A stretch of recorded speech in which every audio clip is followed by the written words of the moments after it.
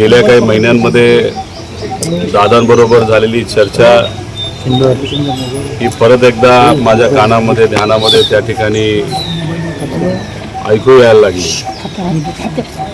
आणि मग दादांचं जे स्वप्न होतं की या जिल्हा परिषद इलेक्शनमध्ये जी कार्यकर्त्यांची इलेक्शन आहे त्याच्यामध्ये जास्तीत जास्त कार्यकर्ते हे त्यांचे निवडून यावे, त्यांची त्यावेळेची इच्छा आणि त्यावेळेचं स्वप्न आज आपल्याला म्हणावं लागेल की त्यांचं ते अंतिम स्वप्न होतं. आज इथं बारामती तालुक्यामध्ये पिंपरी या गावामध्ये ज्या दिवसापासून मला मतदानाचा अधिकार मिळाला त्या दिवसापासून आत्तापर्यंत मी या ठिकाणी येऊन मतदान केलं आहे. इथं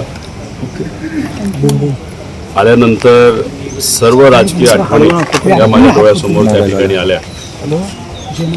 गेल्या काही महिन्यांमध्ये दादांबरोबर झालेली चर्चा ही परत एकदा माझ्या कानामध्ये ध्यानामध्ये त्या ठिकाणी ऐकू यायला लागली आणि मग दादांचं जे स्वप्न होतं की या जिल्हा परिषद इलेक्शनमध्ये जी कार्यकर्त्यांची इलेक्शन आहे त्याच्यामध्ये जास्तीत जास्त कार्यकर्ते हे त्यांचे निवडून यावे, त्यांची त्यावेळेची इच्छा आणि त्यावेळेचं स्वप्न आज आपल्याला म्हणावं लागेल की त्यांचं ते अंतिम स्वप्न होतं. आणि आज पिंपरीला येऊन माझ्या परिवारासह इथं मी मतदानाचा हक्क हा त्या ठिकाणी बजावलेला आहे. नक्कीच मला विश्वास आहे की दादांचं जे शेवटचं स्वप्न होतं की कार्यकर्ते मोठ्या प्रमाणात त्यांचे जिल्हा परिषदला निवडून येतील तसं ते स्वप्न लोक, मतदार आणि सर्व कार्यकर्ते मिळून ते पूर्ण करतील असा विश्वास त्या ठिकाणी आहे. दादा, आपण बघितलं की अजितदादांची दुर्दैवी घटना घडल्यानंतर संपूर्ण पवार कुटुंबीय एकत्र आल्याचं आपण पाहतोय आणि आज देखील मतदानाला येताना श्रीनिवास बापू असतील, छगनवहिनी असतील, युगेंद्र दादा असतील किंवा पार्थदादा आणि सुनेत्रा वहिनी त्या ठिकाणी एकत्रच आले होते मतदानाकडे. आपल्याला असंच म्हणावं लागेल दादांची जी मनापासूनची इच्छा होती की परिवार म्हणून सगळेच एकत्रित आले पाहिजे आणि त्या पद्धतीने दादांकडनं सुद्धा प्रयत्न केला जात होता. सुप्रियाताई, पवार साहेब असतील, आम्ही सर्वजण असाच काहीचा प्रयत्न त्या ठिकाणी करत होतो. दुःखद घटना ही घडल्यानंतर 13 दिवस परिवार पूर्णपणे एकत्रित आहे आणि याच्याच पुढं सुद्धा अजितदादांचं जे स्वप्न आहे की परिवार म्हणून आपण एकत्रित राहिलं पाहिजे तसंच काहीतरी होईल. आणि आज कुठेही ठरवून न करता एकत्रित सर्वजण आले. श्रीनिवास काका असतील, पार्थ असतील, सगळे, आणि त्यांनी तिथं काठेवाडीला मतदान केलं. तर कुठं ना कुठंतरी परिवार म्हणून हा पुनश्च एकदा एकत्रित येताना नेता आलेला आपल्या सगळ्यांना बघायला मिळतो. पवार साहेब आणि पार्थ आणि आपण हे तिघांचा एक व्हिडिओ आपला रात्रीचा मोठा व्हायरल होतोय. काय चर्चा झाली, काय पवार साहेबांनी तुम्हाला मार्गदर्शन केलं? काही प्रमाणात भावनिक मार्गदर्शन होतं. काही गोष्टी येत्या काळामध्ये आपल्याला कराव्या लागणार आहेत, राजकीय नाही. दादांच्या स्मरणार्थ त्या आपल्याला कशा करता येईल, कशा पद्धतीने त्या केल्या गेल्या पाहिजे याबद्दलची काल चर्चा संध्याकाळी जो फोटो तुम्ही सर्वजण त्या ठिकाणी बघत आहात त्या फोटोतून आपल्याला कुठेतरी जाणवतं. आणि नेहमी कधीही एखादी गोष्ट पवारसाहेबांच्या मनामध्ये आली तर ते आम्हाला बोलून घेतात, आम्हाला सांगतात आणि आम्हाला मार्गदर्शन करतात. दादा, आपण बघितलं की एकंदरीत सर्व राजकीय घडामोडी होत असताना सुनील तटकरे असतील, प्रफुल्ल पटेल असतील किंवा धनंजय मुंडे असतील, हे युटर्न घेण्याचा त्यांनी प्रयत्न केलेला आहे. त्यांचा त्या ठिकाणी विषय आहे. राजकीय मी बोलेलच, पण 10 तारखेला विमानाबद्दल ज्या शंका आमच्या मनामध्ये आहेत त्या शंका मी प्रेझेंटेशन नाहीतर प्रेस कॉन्फरन्सच्या माध्यमातून लोकांसमोर तिथं मांडेल मुंबईला.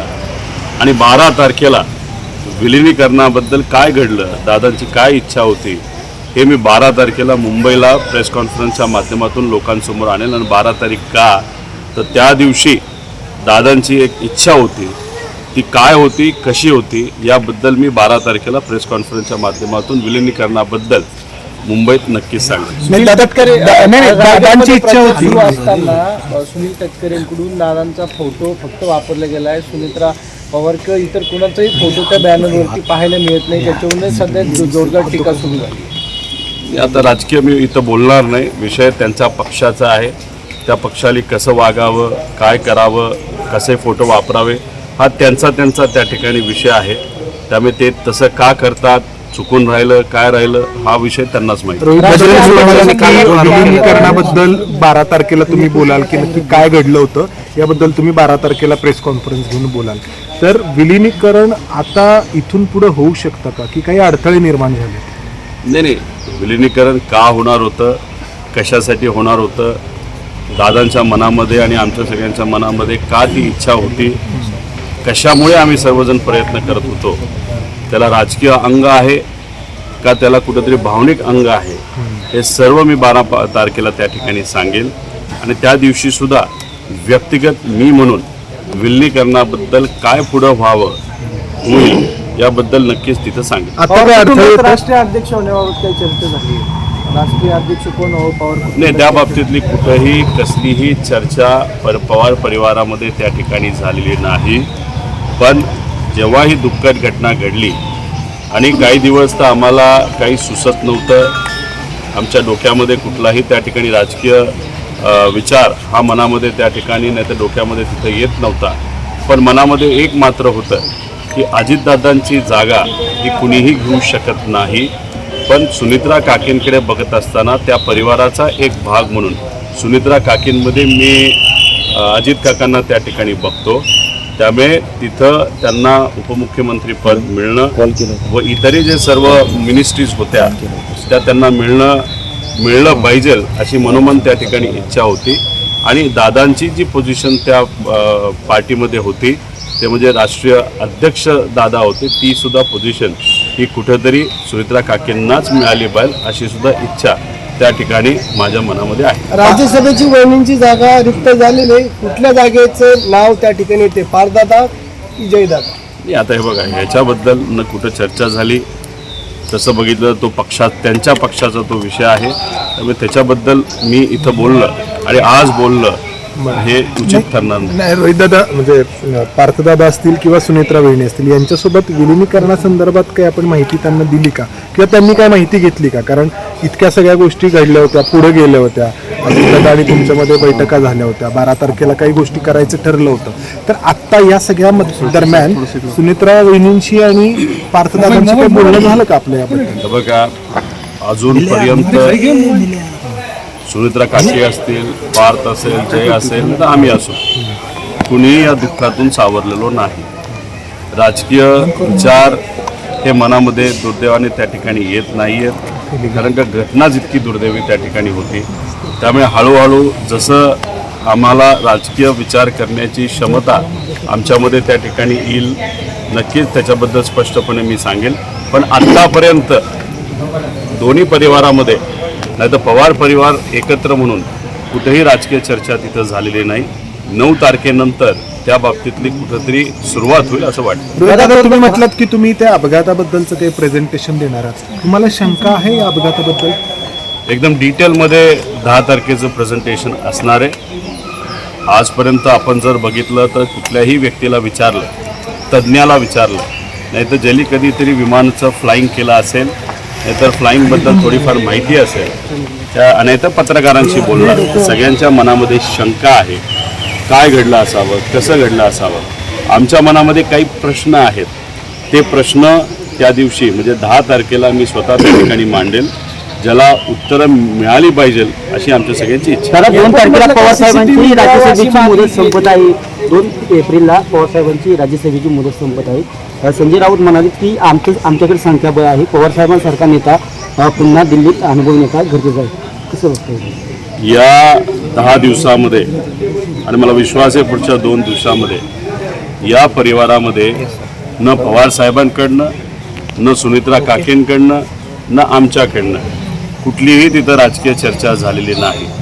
त्यामुळे खासदारकीच्या बाबतीत आणि खास करून पवारसाहेबांच्या खासदारकीच्या बाबतीत नाही तर सुमित्रा काकींची जी खासदारकी होती ती कोणाला त्या ठिकाणी मिळेल याच्याबद्दल कुठलीही चर्चा तिथं आमच्या परिवारामध्ये झालेली नाही. अमोल मिटकरी म्हणतात की जे एअरपोर्टमधलं CCTV आहे ते जारी करावं, तेही अजून काय मिळालेलं नाही, कशी काय मागणी? हे मी 10 तारखेला सांगेल. पण अमोल मिटकरींच्या बाबतीत बोलायचं झालं तर अमोल मिटकरी आणि दादा तसे फार जवळचे होते, नाही तर अमोल मिटकरी फार जवळचा दादांचा कार्यकर्ता होता. त्यांचे जे काही प्रेस कॉन्फरन्सेस मी बघितलेले आहेत, त्यांचे जे काही व्हिडिओ बघितलेले आहेत, काही गोष्टी ते योग्य पद्धतीने त्या ठिकाणी मांडत आहेत. पण काही विषयाच्या बाबतीत ते फार जास्त भावनिक आहेत. आणि आज परिस्थिती अशी आहे की भावनेच्या भरामध्ये बऱ्याच लोकांना बरेच प्रश्न त्या ठिकाणी पडलेले आहेत. 10 तारखेला मी तर भावनिक आहेच, पण मी जेव्हा प्रेझेंटेशन त्या ठिकाणी करेल तेव्हा CCTV पासून बऱ्याच गोष्टी त्या ठिकाणी वर मी भाष्य करेल आणि हे आपल्या सगळ्यांना त्या ठिकाणी कळेल. CCTV मागितलं या संदर्भातलं 10 तारखेला सांगू.